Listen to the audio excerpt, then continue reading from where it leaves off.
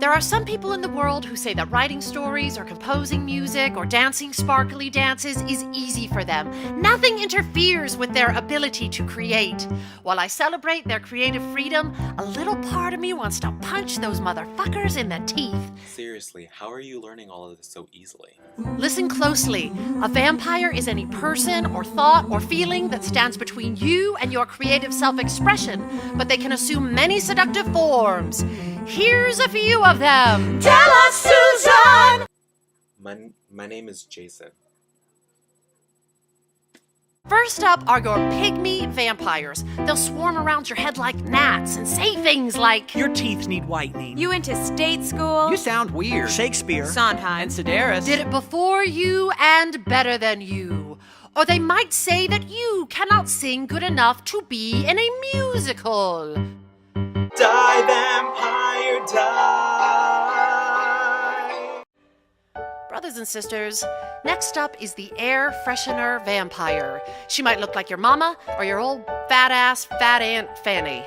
If she smells something unpleasant in what you're creating, she'll urge you to it with some pine fresh smell-em-ups. The air freshener vampire doesn't want you to write about Bad language. Blood. Or blowjobs. She wants you to clean it up and clean it out, which will leave your work toothless, gutless, and crotchless. But you'll be left with 2 tight paragraphs on kittens that your grandma would be so proud of.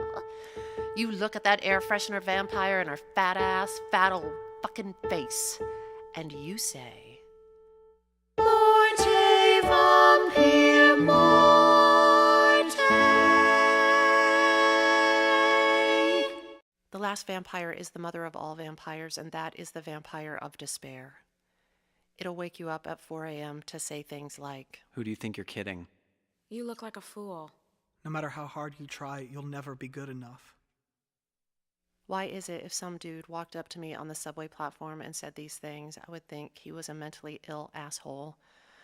But if the vampire inside my head says it, it's the voice of reason.